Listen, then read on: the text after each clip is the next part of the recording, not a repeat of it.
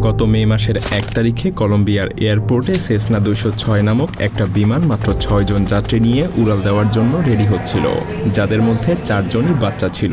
যে বাচ্চাগুলোর মধ্যে প্রথম বাচ্চাটা ছিল মাত্র ১ বছরের, দ্বিতীয় জন ৪ বছরের, তৃতীয় জন ৯ বছর এবং চতুর্থ জন মাত্র ১৩ বছরের। সেই সাথে ছিল বাচ্চাগুলোর বাবা মা এবং পাইলট।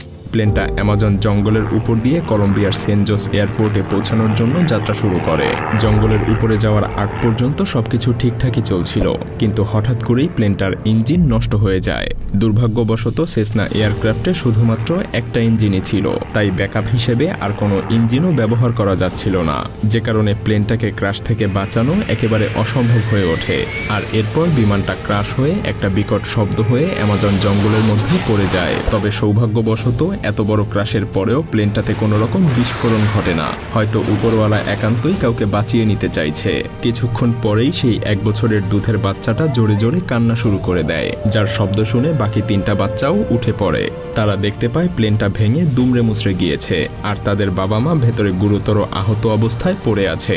আর এসব দেখে বাচ্চাগুলো খুবই ভয় পেয়ে যায়। বাচ্চাগুলো তাদের মাকে ওঠানোর অনেক চেষ্টা করে, কিন্তু ঘন্টার পর ঘন্টা পার হয়ে যায়, অথচ কেউই চোখ তুলে তাকায় না। ১৩ বছরের বাচ্চাটা যেহেতু একটু বড় হয়েছিল, তাই সে বুঝতে পারে তাদের বাবা মা আর নেই, তাই বাকি বাচ্চাদের দায়িত্ব তার কাঁধে এসে পড়ে। এদিকে রাতের অন্ধকার তাদের সবাইকে ঘিরে ধরতে শুরু করে, কিন্তু তাদেরকে সাহায্য করার জন্য কেউই তখনও সেখানে উপস্থিত হয়নি। এর মধ্যে হঠাৎ করেই তাদের মায়ের চোখ খুলে যায় এবং খুব জোরে জোরে শ্বাস নিতে শুরু করে, কিন্তু দুর্ঘটনায় তার আঘাত এতটাই গুরুতর ছিল যে তিনি ঠিকভাবে নিঃশ্বাসও নিতে পারছিলেন না। সেদিন রাতে বাচ্চাগুলো কেউই ঘুমাতে পারেনি। সারা রাত কেটে যায় শুধুমাত্র মশার কামড় খেয়ে।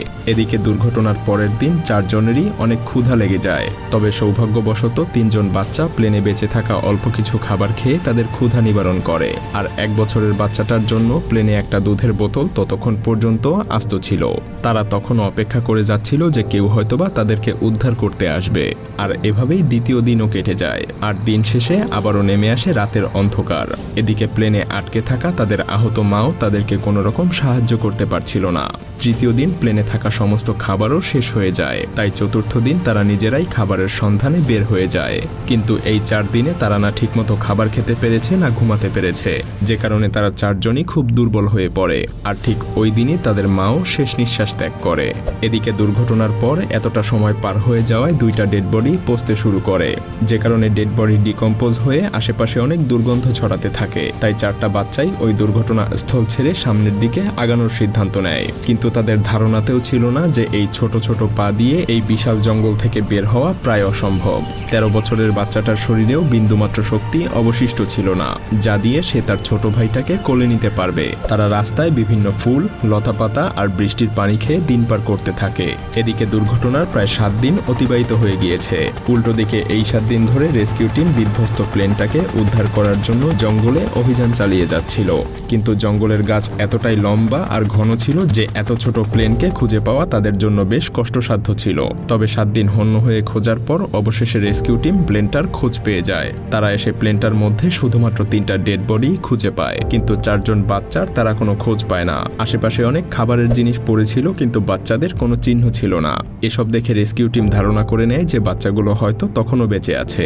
কিন্তু চারপাশে এত ঘন জঙ্গল যে সেখান থেকে কাউকে খুঁজে বের করা প্রায় অসম্ভব, কারণ বাচ্চাগুলো কোথায় আর কোন দিকে ছুটে চলেছে তারা এর কিছুই জানে না। তাই রেস্কিউ টিমের সবাই বাচ্চাগুলোকে খোঁজার জন্য চারদিকে ছড়িয়ে পড়ে। প্রথমে তারা কোনো না কোনো প্রমাণ খুঁজছিল, যাতে করে বোঝা যায় যে বাচ্চাগুলো এখনো জীবিত আছে। আর যতক্ষণ না প্রমাণ মেলে তারা তাদের খোঁজ চালিয়ে যাচ্ছিল।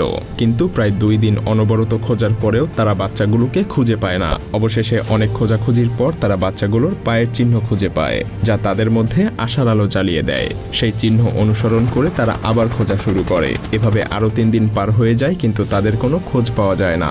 এরপর আরো 10 দিন পার হয়ে যায়, কিন্তু সেই বাচ্চাদের কোনো দেখাই মিলছিল না। আর এভাবে দিনের পর দিন পার হয়ে যাচ্ছিল, আর তাদের আশার প্রদীপটাও নিভে আসছিল। কিন্তু হঠাৎ 25 দিন পরে তারা আবারও বাচ্চাদের মাথার একটা হেয়ার ব্যান্ড খুঁজে পায় এবং ছোট 1 বছরের বাচ্চাটার দুধের বোতলও খুঁজে পেয়ে যায় তারা। এরপর রেস্কিউ টিম ভাবে তারা হয়তোবা বাচ্চাদেরকে খুঁজে পাবে। আর এভাবেই আরো 40টা দিন পার হয়ে যায়। তারা তখনও সেই বাচ্চাগুলোকে খুঁজে পায়নি। তবে 40 দিন পরে তারা আবারও বাচ্চাদের পায়ের নিশানা খুঁজে পায়, যেটা দেখে তারা নিশ্চিত হয় যে বাচ্চারা হয়তোবা এখনো বেঁচে আছে। এবং অবশেষে রেস্কিউ টিম সেই 4 জন বাচ্চাকে অনেক বেহাল আর দুর্বল অবস্থায় উদ্ধার করতে সক্ষম হয়। 40 দিন পরে পুরো কলম্বিয়া শহর জুড়ে যেন স্বস্তির নিঃশ্বাস বয়ে যায়। বাচ্চাগুলোকে খুঁজে পাওয়ার পর সবার মনে প্রশ্ন জাগতে থাকে যে মাসুম বাচ্চাগুলো কিভাবে এই ভয়ঙ্কর জঙ্গলের মধ্যে নিজেদেরকে টিকিয়ে রেখেছিল।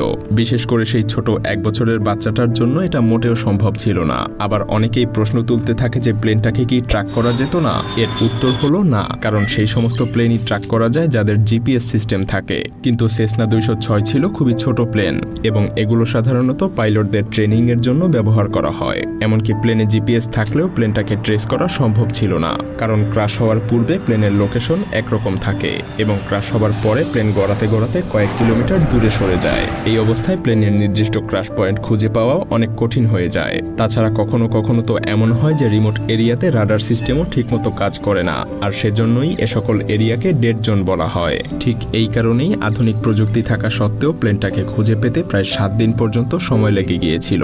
আর এখানে আরও একটা প্রশ্ন আসে যে জঙ্গলের প্রাণীরা রক্তের গন্ধ অনেক তাড়াতাড়ি দূর থেকেও পেতে পারে, আর অ্যামাজন জঙ্গলে এমন হিংস্র প্রাণীর তো কোনো অভাবই নেই। কিন্তু তবুও হিংস্র প্রাণীগুলো কেন ওই বাচ্চাগুলোর উপরে আক্রমণ করেনি? এর পেছনেও একটা কারণ রয়েছে, আর সেটা হলো জন্তু জানোয়ারেরা সবসময় চায় বিপদ থেকে দূরে থাকতে। তাই যখন প্লেনটা ক্র্যাশ করেছে তখন বিকট শব্দের কারণে হয়তো সেখানে থাকা সকল জন্তু জানোয়ার দূরে পালিয়ে গিয়েছিল।